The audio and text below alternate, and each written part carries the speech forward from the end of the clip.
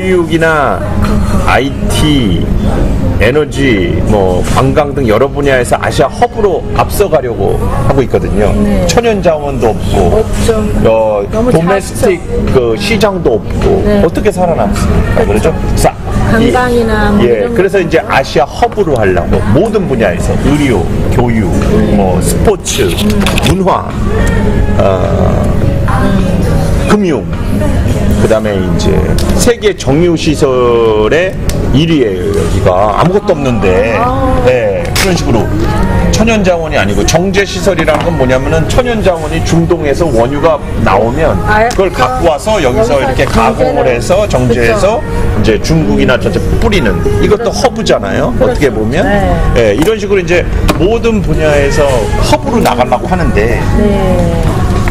그런데 이제 보시면 그러려면은 중요한 게 뭐냐, 어떻게 해야 허브가 될 수 있느냐, 지리적인 이점이 있지만 그래서 여러 가지가 있는데 그 중에 하나는 시큐리티예요. 이게 안정된 느낌이 있어야 사람들이 투자를 한다든지 온다든지 그리고 이제 세계 멀티 컴퍼니들은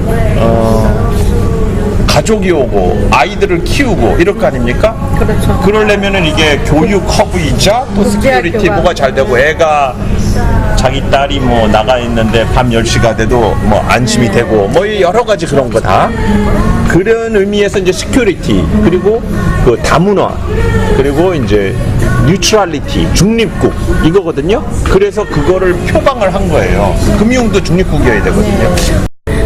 일단은 지금까지 싱가포르이 이렇게 온 것 자체도 교육의 효과예요. 교육의 힘. 교육의 이거 참 설명하면 오래 걸리긴 하는데 이 교육이라고 하면은 그 엘리트화 아니면 평준화 이렇게 일단은 철학적으로 나뉘어지는 부분도 있잖아요. 그런데 싱가포르는 그거를 잘 어울려서 평준화를 위로 이끌어 가면서 교육의 그 엘리트화를 성공한 상당히 세계에서 별로 이렇게 있지 않은 모범 사례입니다. 싱가포르 자체가. 예. 한국국제학교를 얘기하기 이전에 한국국제학교에 이 처해져 있는 분위기나 환경이 싱가포르 교육이 또 어떤 걸 차지한다 이런 얘기죠. 그러면 우리는 싱가포르 교육이 과연 그럼 무엇이냐 이렇게 되는 거 아닙니까? 네, 그래서 싱가포르 교육은 뭐냐면 아까 말씀드렸듯이 평준화를 하면서 사람들을 잘 이끌고 또 그 와중에 이 엘리트화에 성공하는 겁니다. 여기는. 네. 그걸 굳이 제가 이제 짧게 설명하면 초등학교 1학년을 딱 들어가잖아요. 그러면 거기서부터 자연히 1학년에 예를 들면 탑 10% 이렇게 쭉 전체 학교에 그게 2학년에 또 어떤 반을 형성하고 그게 또 거기서 또 잘하면 또 3학년 반을 형성하고 이런 식으로 초등학교 1학년부터 대학교까지 쭉 이어지는 거예요. 그 탑 10에 들어가 있는 10%에 들어가 있는 그거는 작고 이렇게 쭉 올라오는 거네요. 네, 그렇게 그러다 보면은 어떤 일이 생기냐면은 이게 유치원 초등학교 때부터 이렇게 딱 시스템이 되다 보니까 서로 간에 인정하는 게 생겨요. 인정을 해요. 네네. 우리나라 같은 경우는 예를 들면은 인정을 하기가 뭐 나도 이렇게 당신처럼 이런 환경이나 이런 상황에 태어났거나 이러면 이럴 수 있었다. 뭐 이게 인정하는 게 좀 쉽지가 않은 부분. 근데 여기는 인정을 해요. 그럼 인정하면 어떤 일이 생기냐면 사회에서 정부라든지 기업이라든지 외교라든지 이 모든 면에서 어떤 잘하고 부가가치와 본질을 창출하는 사람이 앞으로 치고 나갈 때 주위에서 서포트를 잘한다는 거죠. 네. 그런 교육 문화에 싱가포르 있어요. 그러니까 싱가포르는 정부가 전 세계에서 제일 효율적이고 본질적이에요.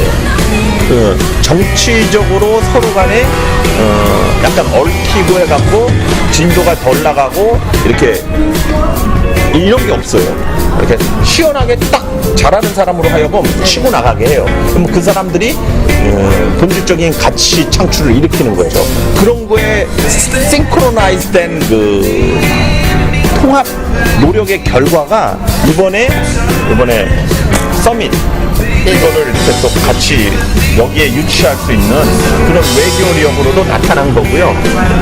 그 다음에 교육적으로도 그런 분위기라는 거죠. 싱가포르 이제 각계각층에서 이제 인류에 공헌하고 이바지를 하려면 거기에 맞는 리더를 이제 교육해야 된다 이런 얘기죠. 예, 거기서 키워드가 이제 4차 산업혁명인데 그건 무슨 뜻이냐면 저희 학교에서 이렇게 주입식 교육, 이렇게 지식적 교육, 컴퓨터 데이터 같은 교육 이런 쪽보다는 좀 창의적이고 협동적이고 융합적인 거.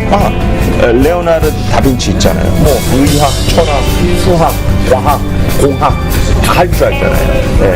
그러니까 이제 그런 창의적이고 융합적이고 협조적인 거, 서로 협력해서 선을 이룰 줄 아는 인재, 요 세 가지를 그 모토로 삼고 있어요. 또 거기에 한층 역할을 하겠네요. 네? 그리고 보니까 저희가 보니까 오케스트라나 이런 그렇죠. 부분들 이런 부분들 어떻게 하셨어요? 네. 저희가 이제 오기 전에 다 공부를 하고 그것도 이제 그런 거죠. 오케스트라가 이렇게 서로 간에 협조해야 되고, 그러니까 뭐 이렇게 서로 간에 그 흐르는 뇌주파, 주파수 이런 거를 같이 느끼면서 하는 거 이게 협력이거든요. 근데 오케스트라 그것도 되고, 그 다음에 이제 음악이 원래 이 창의성의 또 이제 근본을 이뤄요. 음악을 통해서 창의가 일어나는 거거든요. 또 그런 쪽도 또 있고 이렇게 해서. 예술성도, 예술성도. 하나의 그러니까 쉽게 얘기해서 4차 산업혁명은 기계가 할 수 있는 거는 인간이 못하고 기계가 못하는 걸 인간이 하는 거잖아요. 그러면 이제 예술성도 기계가 하기 어려운 거예요. 왜냐면 그거는 감수성, 감성 이런 거거든요. 감수성, 그렇죠. 예술성 이렇게 뭔가 기계로 수치적으로 할 수 있는 것이 아니라 사람만이 할 수 있는 그런 감성을 보여주라는 거에 집중을